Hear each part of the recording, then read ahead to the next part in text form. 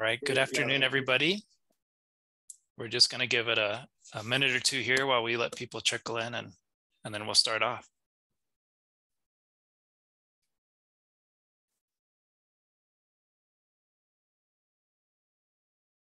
Feel free as you're joining in, if you want to say hello in the chat, say where you're joining us from today on your lunch hour. That'd be great.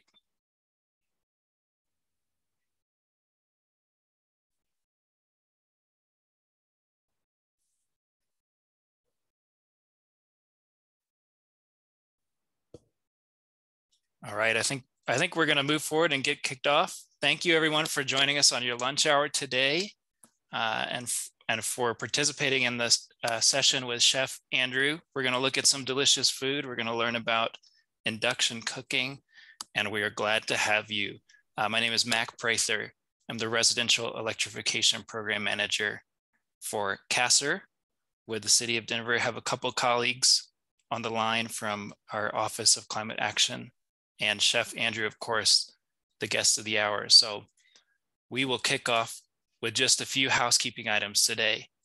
All of you are on the line as participants in the webinar, so you'll be muted. You can just listen along. And we're also live streaming on Facebook right now. If you have any questions, please put those in the Q&A for Zoom. And we do have translation in Spanish available today. You should have that option on your Zoom menu if you want that. Thanks again for joining us. We'll be taking your questions as we go. Please drop those in the chat or the Q&A. And just so everyone knows, we are recording today. We're going to save this webinar for future use so you all can come back or others can visit it.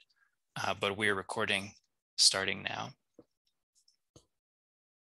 Again, look for that translation option to pop up on your Zoom should you need that Spanish language for our webinar today. I want to take a moment to also introduce our webinar library. The webinar today will live there, and we have a host of other resources, educational, informational, and fun, which are available to you all. We're going to drop that link in the chat as soon as we get started, so it's a reference for you. But feel free to look there to see this recording and others that our team and our office have put together for you. As you all know, today we're going to be talking about induction cooking, but I want to make a quick link to some of the work that our office is doing and the City and County of Denver are doing. We know that cooking with gas in the home produces a bunch of kind of nasty chemicals, and I think Andrew might mention this in his presentation, but there's carbon monoxide, there's NOx, and other things that you don't want to breathe into your lungs that are produced by that gas stove in your kitchen. And a lot of good research is now showing that that has a real effect on our health in the home, especially for kids, especially for older folks, people who are vulnerable. And so Denver has a program going on right now called our Healthy Homes Program. That's focused on lower income families, folks that are 80% or less than the area median income, and folks that are living with chronic respiratory issues. And we're working with our partners, Energy Outreach Colorado and Block Power, to do some major retrofits of homes for those families that are part of that program. We're talking about heat pumps in place of old furnaces. We're going to be getting rid of some of those wheezy old gas stoves and putting in nice new induction cooktops, which are cleaner, healthier, and in some cases, even more affordable for the homeowner, for the renter. If you know somebody who's a good fit for those programs, please refer them to us. Please refer them to our partners.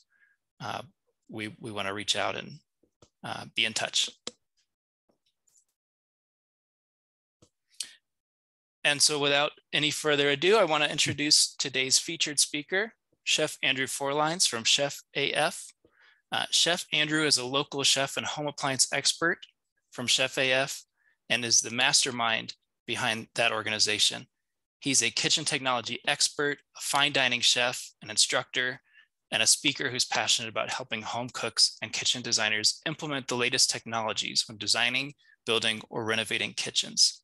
He spent his professional career blending his culinary expertise with his love for food science to make a kitchen a warm, inviting, and functional space for every homeowner.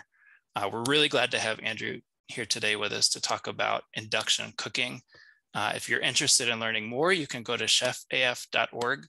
There's some resources there, and I will take the opportunity to turn it over to Chef Andrew to speak. Go ahead. All right. Thank you so much, Mac. And thank you everyone for joining us today. It's a pleasure to be here teaching a little bit about induction cooking. Yes, and my website, chefaf.com. If you're interested to check out, there's some resources for people in the appliance purchasing process. There's a checklist you can download that gives you an overview of what's available beyond what we're going to talk about today. And then there's also options to learn more. There's some videos. And then also consulting, which I do with people in the home appliance purchase process, helping them understand what's available and how to determine what suits their needs best, what suits their lifestyle. There's no best appliance out there. There's what's the best for each client or each lifestyle, each home. So what I do is the education and the listening to understand how to kind of guide people and let them know what's available and how they might interact with it. There's more technology available now than ever before for the home kitchen. We've got a lot of technology coming from the restaurant space into the home kitchen, induction being one of them. It's a tested, trusted technology that's been around for over 100 years. You've also got steam ovens and internal probe thermometers, and then a lot of connectivity. We're seeing Bluetooth and Wi-Fi integration, so you can interact with home appliances in multiple different ways, but also get a better control over them and real-time information as they're doing their thing. But today we are focused on the induction. This is an induction cooktop. I want to say thank you to Tharp Custom Cabinetry and Kitchen Design Firm, which is allowing us to use their space in the Battery 621 building, which is a shared use building here on Calamath and 6th on the corner. So thank you to them for providing this space and allowing us to use it as our demonstration. This here is actually a glass top induction 36-inch cooktop. And induction, just so we're all at the baseline, is what's replacing the old electric top. So if you have familiarity with a glowing red glass top or the metal coil, that's what we would call an electric cooktop or a thermal electric cooktop.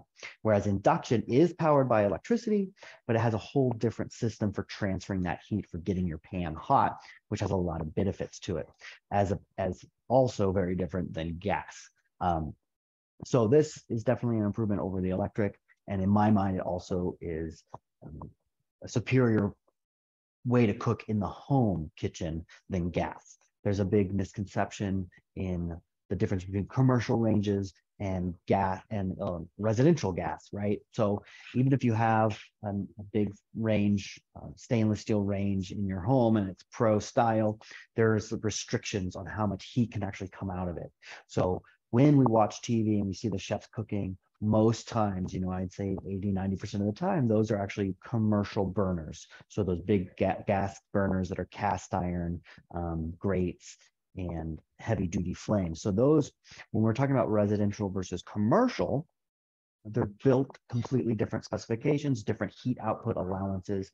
And in the commercial space, because we have expensive fire suppression systems and ventilation, we're able to put out a much higher BTU output and not be worried about burning down a home or overheating the cabinetry, or dealing with a home space is very, very different, and the code that you have to build to is very different and more restrictive. So to talk about the BTUs and the power output, when we look at commercial burners, a baseline, an average is about 30 to 40,000 BTUs for a commercial burner, and that's per each burner, right?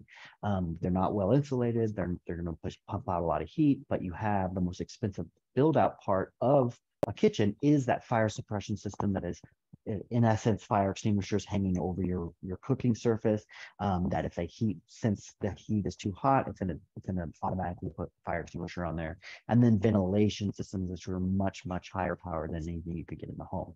So I just want to put some light on that, because we're looking at commercial, you're starting at 30,000 BTUs per burner. BTU is how we measure the heat output of gas flames, British thermal units. The commercial ones can go up to 100,000 or more BTUs for wok burners. So when we're doing wok cooking, which is that stir fry high intense heat, we're seeing a lot of heat output. To compare that to residential gas with those restrictions in place, with that lower heat output allowed, we're topping out about 20,000 BTUs, and that's a high-powered premium grade burner, okay? So you can see those big differences right there, 20,000 to 30,000, 40,000 and above, but that's the high end. So your average home burner, I believe the average is 7,000 BTUs per burner, okay? Most of them are going to top out at 18 to 20,000 as your single one large burner. Now, when we look over at induction, these burners are 35,000 BTU equivalent, okay? So you're getting much more heat output and much more cooking power with induction than you can with residential gas burners, right? So you're getting a much higher heat output. With that heat output, you're getting it concentrated into the cookware itself, because the way this is transferring heat is not getting glowing red hot. It's going to create from underneath electromagnetic field, which is going to reach up and grab the metal in the pan and start having the metal molecules rub against each other, okay? So what it's doing is it's reversing polarity in microseconds, enough times that it's getting that metal to excite. With this being said, your metal has to be magnetic material, so ferrous material, so anything iron-based. The easiest way to check is to put a magnet to it. If a magnet sticks to a pan, it's going to work on induction, okay? Cast iron works really well.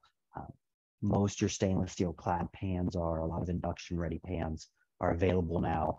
More and more brands are making their cookware induction compatible because the induction cooktop is expanding its market share, right? We're seeing more ranges with induction. We're seeing more burners get implemented. We're seeing people embrace it, which is great. And to know, to reassure you on its viability, in Europe, they're at much higher adoption rate of induction. So induction cooktops account for almost, I think, 70 to 80% of the residential cooking burners, right? So they are really all about it. And you look at the history of European cost of energy is much higher. So they want to conserve and utilize that. So we're seeing adoption starting to catch up a little bit in here in the States. We're seeing more education around it. And then like city and county in Denver's doing, which is incentivizing or encouraging and educating for people to consider it as a viable option, which it definitely is. I've had induction in my home for several years now. I prefer induction in the home because it's less messy, healthier. You don't have the gas smells, the fumes. So yeah, you can check your cookware. If a magnet sticks, it's going to work. The things that don't work are all aluminum and copper. And those, a lot of entry-level pans are going to be aluminum. I personally don't cook on aluminum regardless of the heat source because aluminum doesn't retain heat very well. It's very spotty. Each metal reacts differently to heat, and each one has different heat properties so that we utilize them. So when you think of an all-clad pan, this one being, you know, similar style to the brand all-clad, but that's where it's all clad in stainless steel. So you actually, you know, you can't really see it, but on this rim here, you can actually see different metals pressed together. Okay, some of your pans are going to have that. Some pans will have a boot, and the boot is like a disc on the bottom that has multiple different metals. So we have layers of each metal, which give us the different benefits. Okay, so aluminum gets hot really well quickly, but it doesn't hold heat. So it's a great way to kind of like get the acceleration of the heat. Copper transfers heat really well. So that's why I think of copper wiring in the home, because we can transfer things easily with that. Iron holds heat really well, but it doesn't spread it. So what we're seeing a lot of cookware do is these different layers. And so with that, you'll get the benefits of all the different metals. So most cookware now, you have to look on the packaging before you purchase it. If it says induction ready, or if a magnet sticks to it, it's going to work, right? So the magnetic energy field is coming up. It doesn't make it magnetic, so you can still move the pan and everything. It's just creating that heat in the pan. But because it's direct, we're not going to have heat spillover, and we're not going to have heat loss. So if you think of the old thermal electric tops and you think of gas burners, we've got a chain reaction happening, right? So the electrical burner has to get hot, the glass gets hot, then the bottom of the pan gets hot, and then that heat transfers through. Same thing with gas. You're burning the flame, and we're going to slowly heat the bottom of the pan. Whereas induction is gonna create this force field that interacts with the metal directly, so you don't have heat spillover, and you have 90% efficiency. So 90% of the energy is going into heating the actual metal, which is usable heat, cookable heat, right? Thermal electric tops are about 75% efficient, because to stop the cooking process, we have to move the cookware off to remove it, because it's so slow to cool off. And then you have that glowing red heat, which is a hazard. And then that heat is going to go dissipate into the home. So about 25% of the heat is going into the home. Gas. All right, residential gas burners are 40% efficient. So 60% of the gas that you purchase to burn, to cook in the home goes right around the pan before the metal can absorb that heat. Okay, so very inefficient, very toxic to the home for all those reasons that Mac mentioned, carbon monoxide and other NOx gases and toxic gases that we don't really want to be breathing, which then also lends itself to the question about ventilation. So proper ventilation for gas cooking would be a vent hood over your cooking space that moves the air outside the home, okay? Which is the ideal situation, is what we want to have. So we're moving that air from the home. But most ventilation is really recirculating, right? So think of the over-the-range microwave has that little mesh underneath, and it's really just pulling that through a filter, and then it spits it, it moves the air right back into the house. So you're not actually moving that. But ventilation requirements are actually based on the amount of gas we're burning, so that we can get rid of all those fumes and carbon monoxide.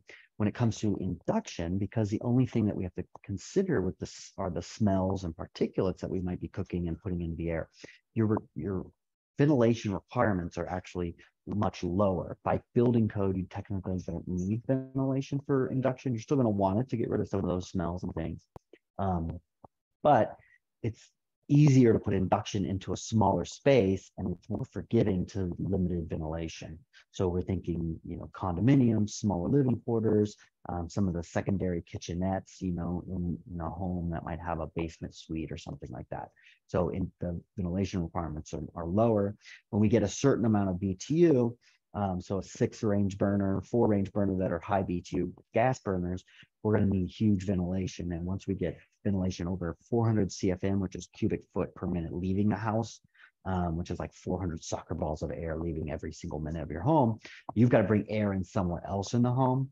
And you can't just open a window, because it has to be a passive system, which means it has to be an HVAC system built into your home, usually in the basement or on an exterior wall, where that air can be pulled in, but that air has to be treated and heated and filtered and all that. So your project can really snowball if you're really adamant about getting gas cooking, which is inefficient, lower powered, and needs this huge ventilation project. So you've really spend quite a bit of money for that gas flame, whereas induction's got higher heat output.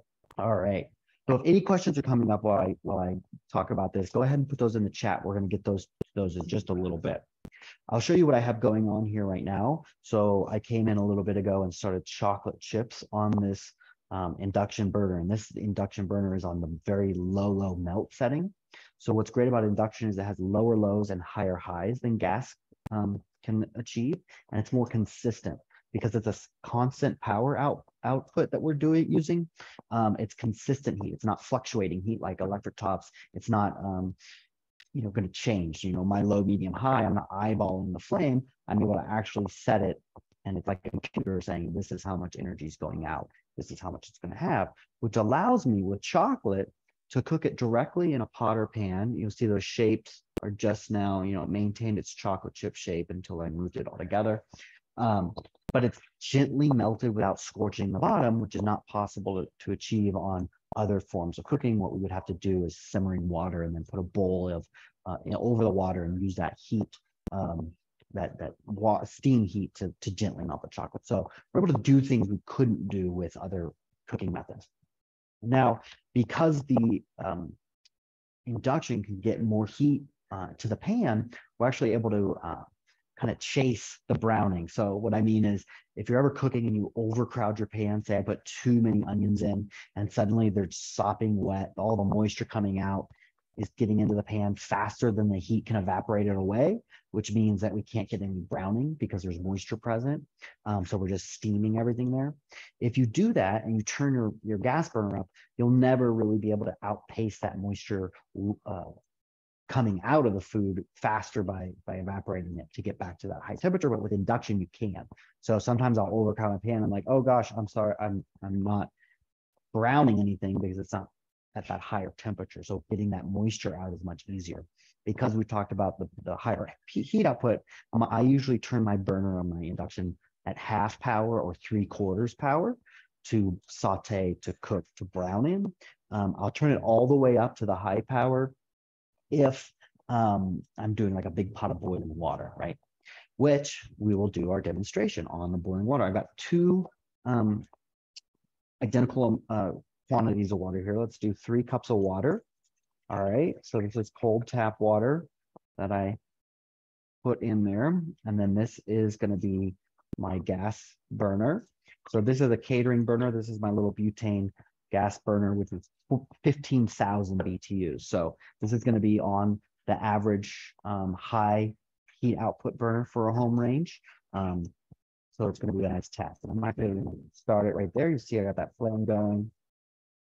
And then we're going to turn this one on here. We're going to turn our induction burner all the way up. So let's go ahead and watch, and we'll see which one can boil quicker. And then once it does get to a boil, then I'll turn this one down and show you how responsive that is, how quickly it stops heating something up, right?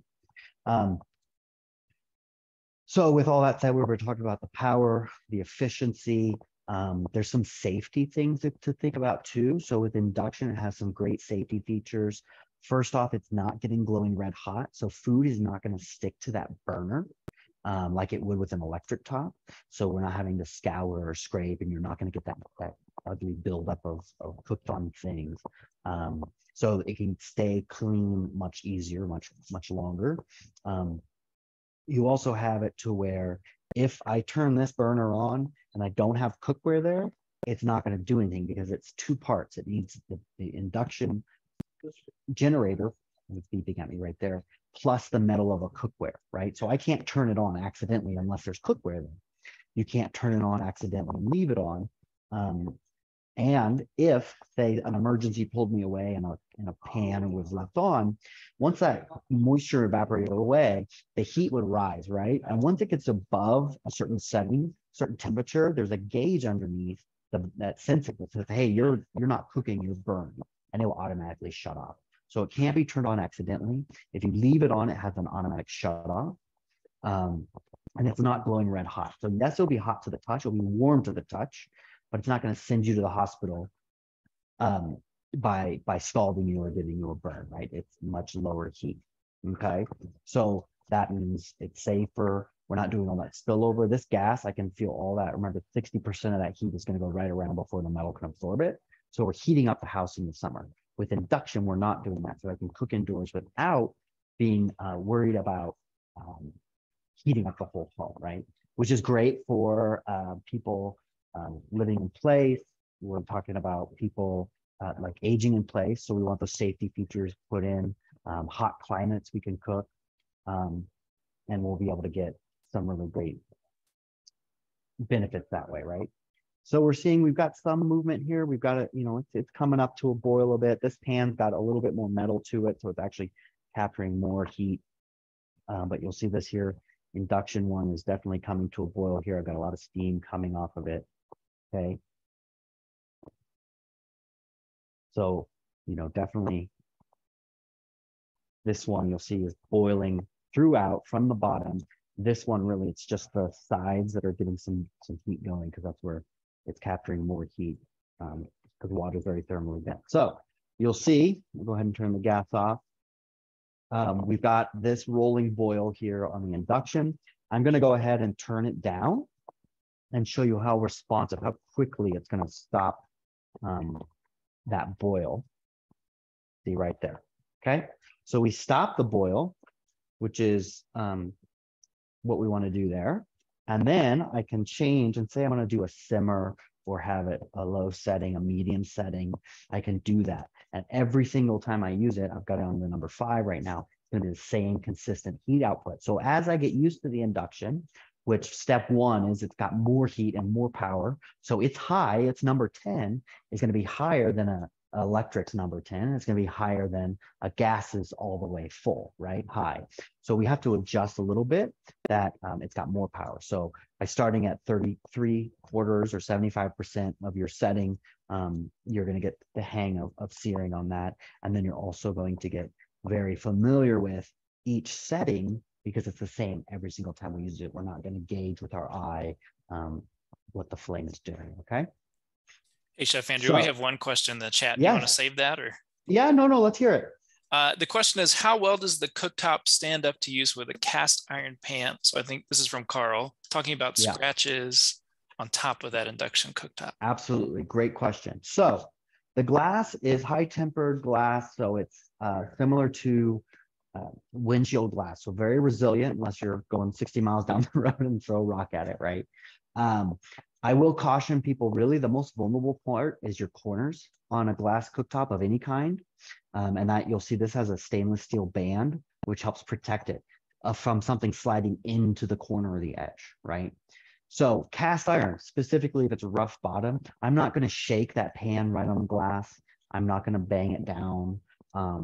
The other thing too is you can use silicone mats or a towel. And because it's a magnetic field, it can go right through material like that, which means I can protect it, the glass, and I can also make it a slip resistant surface. So say I use a silicone mat, like one of those baking mats, I can put it here and activate both of these. And if I have a griddle, it's not going to slide around. Okay. So it's a nice thing to have. So you'll see this is boiling with that. Personally at home, I almost only cook on with cast iron. I have a chef's addiction of collecting cast iron, vintage cast iron. So I have a few of those that I use. And generally, I'm not shaking like I would on a gas. Like think of gas burners have those grates, the metal grates. You can just kind of shake and bang on there. I wouldn't do that. I would kind of use spatulas and spoons to move stuff, or pick your cooking vessel up right before I start shaking and jostling it. So yeah, very resilient glass.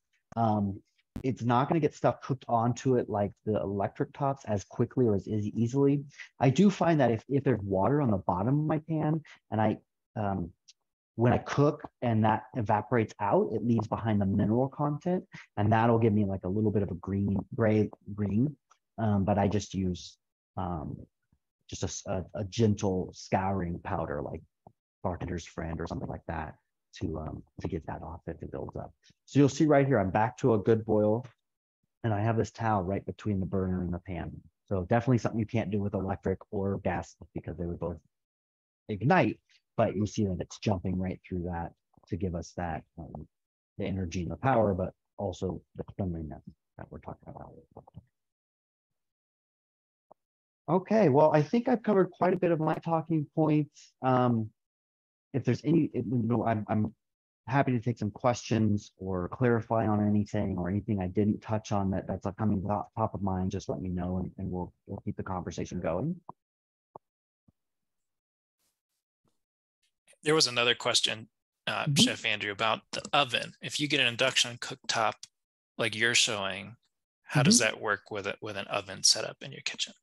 Yeah, so great question. We're seeing more and more brands having a 30-inch slide-in range, which is your standard range, which most people are familiar with, right? A range is when the oven and the cooktop are built together. We're seeing, electric ovens with those. So a convection oven, you're starting to see more functionality. Some are, we can get split, so we can have 2 small ovens so that we're not heating up the whole thing every time we're cooking. So your standard would be, a convection-enabled electric oven. And I will tell you that electric ovens I prefer over gas-powered ovens because they're more precisely calibrated. We're able to regulate the temperature a little bit easier, a little more consistently. But we're also seeing, even with your gas burning ranges, most of your premium ones or most people are going for a dual fuel, which is gas on top and electric on top on bottom. So you're not losing any functionality going with an all electric oven to pair with that induction top. And we're seeing more and more brands offering that, and the prices are coming down for sure. Thank you. Yeah, another question popped up. Does the equipment need to be magnetic, or do you have to buy a new induction rated cookware? You know, it just has to be magnetic. The magnet sticks, it's going to work. Okay, it just has to have that ferrous metal, which is what's going to create that heat. I use cast iron from the 50s and earlier, which was definitely not induction ready for sure, because there was just not any induction to use in the home application. So yeah, it doesn't have to be specifically. I will say this. So like we were talking about the different metals layered together, some pans are going to work on induction, but only a percentage of that metal is actually is heating, right? So if anyone ever complains about a whistling or a sound coming out of it, that's, you know, as my understanding is a sound from the cooktop when it's putting power out, but there's not enough metal for it to interact with, if that makes sense, right? So if you do have a multi-layered pan and a lot of it's aluminum, you're only heating the ferrous metal, the iron, and then that heat will then radiate to the other metals, but it can impede that, right? So we want something where the magnet feels like it's sticking pretty good, to know that that's a good amount of interactive matter. Great, thank you. Another great question in the chat: what are the electrical hookup requirements for this equipment? Yeah, fantastic question. So we're seeing it to be a bit higher than a traditional electric range. I believe, I mean, you're going to need a 220 outlet, so the higher, you know, not a regular 110 plug-in. We are seeing, you know, 30 to 40 amps is usually what's required. So a really older home that needs to be retrofit, it can be a bit of an issue. Most your newer builds are having, or even, you know, the last a few decades, we're seeing enough electric built in to accommodate that, and especially with new builds. Now new builds have to have so much more power because of EV, electric vehicle hookups needing. What is really interesting that's happening is that we're seeing some small brands come out with a battery pack enabled induction range, which means it doesn't need that bigger amperage. It may even be a 110 hookup, but what it's going to do is it's going to make a reservoir of power, which then when you cook uses that reservoir, that battery, in conjunction with the power it's drawing. And then when you're not using it, it's going to draw and create that power, or that battery storage. So we're seeing a lot of smart battery integrations into the home as a whole to manage power usage, especially wanting to get power purchased and absorbed on off-peak hours, right?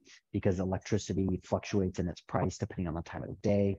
Between 4 and 7 p.m. is the highest use when everyone gets home from work. It's cooking dinner and putting on the air conditioner or the heater. So we are seeing that the impact. So we're starting to see some really clever solar battery powered home technology that's like, how do we reservoir that? And now we're seeing some manufacturers make a range that has the battery pack built in, so that we're able to put this, you know, this technology in many more places without having to retrofit your electrical panel. So I'm really optimistic to see that happening as well. Yeah, thank you, Chef Andrew. I can confirm there are some 110, 120 battery pack included ranges. Those are pretty new to the market, but that's going to definitely help if you have an older home retrofit scenario. Yeah. And I'll also tack onto that there are some incentives via the Inflation Reduction Act, which should be available either late this year or early next year. We're still waiting on that definitive timeline, but those incentives are available for folks who are switching from gas stoves to induction, to help with some of that retrofit cost. If you do have to upgrade an electrical panel or do some 240 wiring or something like that, I would encourage you all to look for that information from Inflation Reduction Act. Absolutely. And anyone curious about induction or using it, and not wanting to make that big switch or that big investment, I recommend getting a portable plug-in single burner. Those are going to be countertop, and I didn't bring one with me, but it's a very small footprint like this gas burner, but it's an electric plug-in that plugs into 110, the single burner, and then that way you'll get to use induction without, because it's when you have multiple burners at high capacity that you're going to need that larger amperage. But if you just do the plug-in, single burners are really great to, I use them when I'm going places, if I'm at a banquet or doing an event somewhere, and then for people to get that hands-on use. And then I know there are some loaning programs in some of the various cities around Colorado that have, they'll have a few on hand that they lend out to folks to get that firsthand experience. You can also go to an appliance retail showroom. Some of the dedicated ones, not the big box stores, but some of the dedicated smaller retailers are going to have live appliances that you can get your hands on, that you can see it in action. You can do some of this testing. And then when you get those single burners, there's some really interesting technology. Like there's a single burner induction cooktop, plug-in countertop that has a pan that has a Bluetooth heat sensor built into it. So they can both synchronize, and then you can change the temperature that you're cooking to, not low, medium, high, 1 through 10. It's, hey, I want to cook at 350 degrees. I want to cook at 375. And then it'll go a step further. Both of those can integrate with a video guided recipe app that will teach people how to cook as they're cooking and adjust the temperature as needed and give you timers and tell you when to turn your food over and that kind of stuff, which is really great for teaching people to cook as they're doing it, expand the repertoire. And my dad has one that, so since he's retired, he has really actually started to cook more than he ever did before, because it's kind of a tech way of getting into cooking, is like having the app guide you through it. So a lot of great technology out there, a lot of fun stuff beyond just the application of heat. Very cool. Thank you, Chef Andrew. Any other questions in the chat from those that are watching? Others, do we have questions from Facebook, Emily or Chelsea? No questions on Facebook, but I actually had a question, wondering if we wanted to look at one of those countertop single burners, what's the cost comparison for one of those versus like making the dive to a full cooktop? Oh yeah, you can get a single burner countertop plug-in for under $100.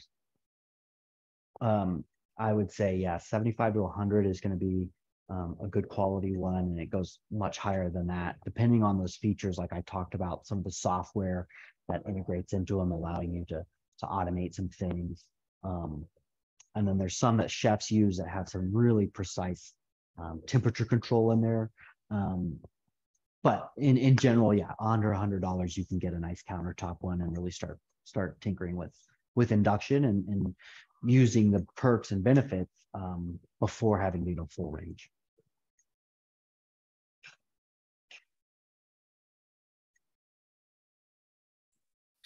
Thank you, Chef Andrew. All right. Absolutely. One more call for questions. While we're waiting for any of those, I'm going to place in the chat, again, a link to Denver's Healthy Homes program. That's what we mentioned at the very start. A reminder that you can find out more about Chef Andrew's work at www.chefaf.com. And there's checklists, there's resources there. And again, we really appreciate everyone for joining today on your lunch. I'm looking at those chocolate pretzels and wish I were there in person. Right. And Chef Andrew, really appreciate you talking us through this and bringing your expertise. We really appreciate the time. Again, the recording will be available to you all, and you should receive that via email. So Chef Andrew, if there's anything else you want to say, I'll hand it over to you for a last word.